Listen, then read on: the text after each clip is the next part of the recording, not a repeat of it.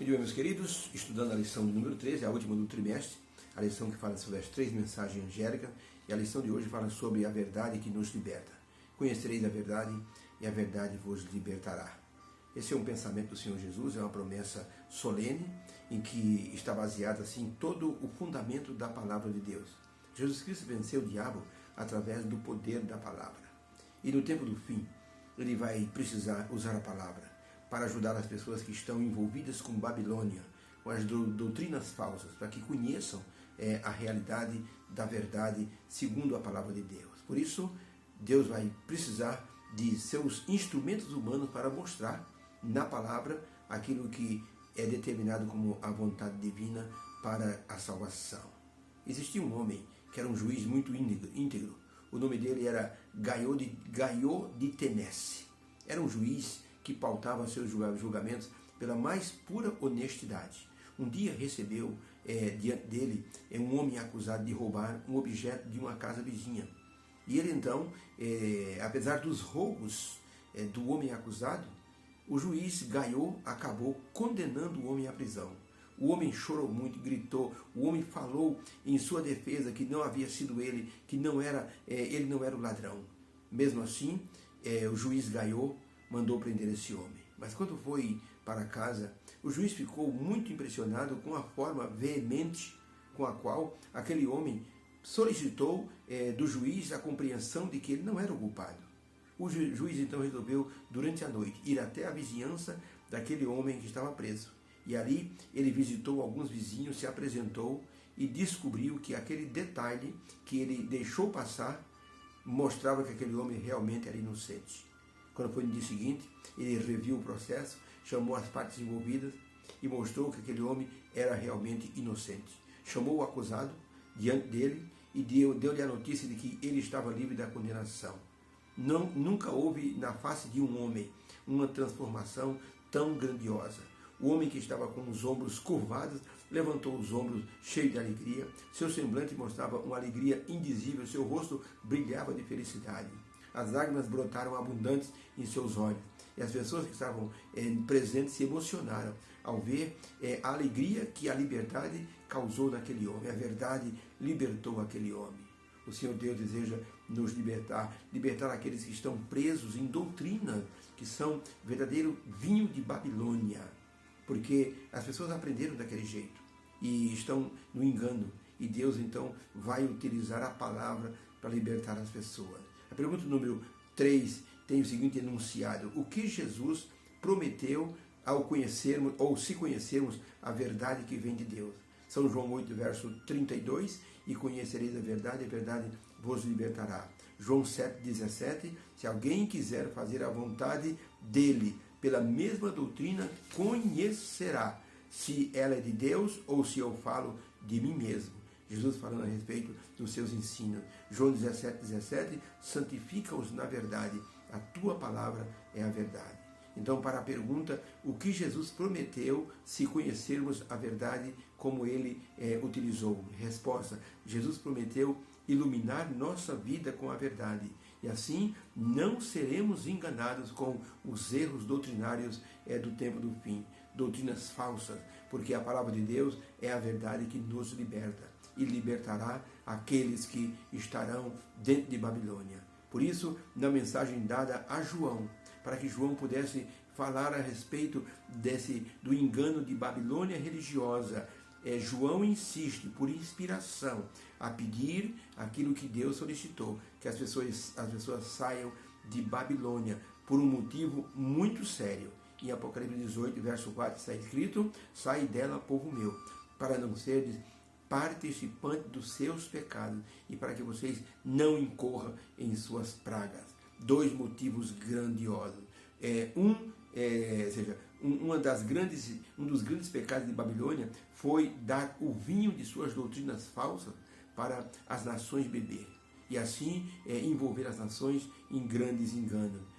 Tornar as nações assim contrárias ao Criador, através daquilo que ensinou, porque Deus é o Criador. E quando um ser humano se coloca no lugar de Deus, dizendo eu sou o representante de Cristo na terra, está tomando o lugar de Deus. como escreveu o apóstolo Paulo aos Tessalonicenses, que o homem do pecado, o filho da perdição, se assentará num trono querendo ser Deus e falando como Deus. Então isso se chama blasfêmia. E por isso as nações acabarão bebendo desse vinho com erros doutrinários, erros que agradam as pessoas, porque não exige muito das pessoas. Basta uma pequena reza e você está perdoado dos seus pecados. Basta ser um pouquinho bonzinho que você vai para o céu direto. E assim, essas mensagens vão sendo pregadas e as pessoas vão aceitando. Principalmente a mensagem de colocar no lugar do sábado um dia que não foi santificado por Deus, mas foi santificado pelo ser humano, onde se diz que o primeiro dia da semana representa libertação por causa da ressurreição de Cristo. E que a igreja substituiu o sábado por ser antigo, por ser mosaico e porque não representava a vontade divina. Colocar então, guardar domingos de festa. Isso vai atrair a ira divina, porque isso vai dar lugar à marca da besta, para que possam impor isso aos seres humanos e aqueles que não aceitarem a marca da besta serão perseguidos. Ellen White escreveu no livro Grande Conflito, página 256, o seguinte: o meio por que podemos vencer o maligno é aquele pelo qual Cristo venceu o poder da palavra. Deus não rege a nossa mente sem o nosso consentimento, mas se desejarmos conhecer e fazer sua vontade, pertence-nos a promessa: conhecereis a verdade e a verdade vos libertará. No tempo do fim, muitos serão levados ao engano, porque não conhecem as intenções da besta e por acharem que estarão servindo a Deus. Abraçarão doutrinas que são doutrinas falsas e estarão com isso desonrando a Deus. Pensarão que estão servindo a Deus, mas estarão desonrando a Deus, muitas vezes até de forma inocente. No tempo do fim, a besta, simbolizado pelo poder romano, influenciará o mundo a aceitar suas sugestões para que possam alcançar uma unidade mundial, a paz no meio das desordens econômicas, dos desastres naturais e da crise política internacional. Os Estados Unidos se unirá com a besta, e os protestantes dos Estados Unidos darão força à doutrina da imortalidade da alma e da santificação do domingo. Com isso, darão a mão para o espiritismo, e uma mão para o espiritismo e outra mão para o poder romano. Por isso, vão criar dessa forma um forte laço que determinará o fim de qualquer liberdade religiosa ou liberdade de consciência. Só os que estiverem enraizados na verdade da palavra não cairão no engano. Por isso Jesus disse: e conhecereis a verdade, e a verdade vos libertará. Nossa luta na vida cristã, dentro do grande conflito, é uma luta grandiosa. Temos que lutar para não sermos enganados. Vamos precisar muito do controle, da força do Espírito Santo para nos ajudar a vencer na luta dentro do grande conflito, para não sermos enganados. Você sabe o que significa vencer? Já viu aquela corrida no final do ano chamada São Silvestre, ou outra corrida mundial chamada Maratona? Pois os corredores, eles correm todos para alcançar um prêmio, mas a pessoa que vence é aquela que sabe administrar a forma de vencer.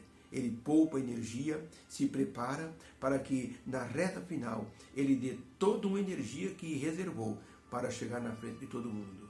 Vamos precisar da força do Espírito Santo para que possamos guardar nossa energia para, assim, o arranque final, para chegarmos na fita de chegada onde Jesus já está, correndo com paciência a carreira que nos está proposta, diz o livro de Hebreus, porque o Senhor Jesus já correu essa corrida e já está na linha de chegada. Corramos com paciência a corrida que nos está proposta, porque nós temos uma multidão a nos assistir, uma multidão do universo. Que Deus abençoe a todos, que possamos ficar firmados na verdade, para que a verdade nos liberte de qualquer engano. Obrigado, meu Deus, porque a Tua palavra é uma luz que ilumina a nossa mente, ilumina o nosso coração, o nosso caminho. Nos ajude a colocarmos essa verdade em prática, para que possamos iluminar a vida de outras pessoas que estão em Babilônia. Agradecemos em nome de Jesus. Amém. Beijo no coração. Tenha uma feliz segunda-feira e a semana que começa assim, começou hoje e continua assim com toda a sua força. Deus nos abençoe, possamos conquistar as vitórias que Ele nos já programou para a nossa vida. Deus abençoe a todos. Amém.